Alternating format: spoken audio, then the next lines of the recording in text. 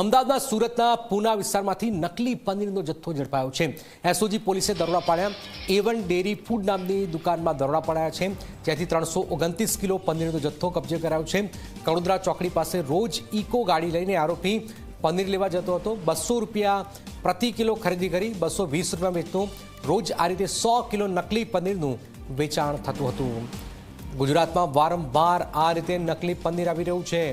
પનીર મોત લાવી શકે છે।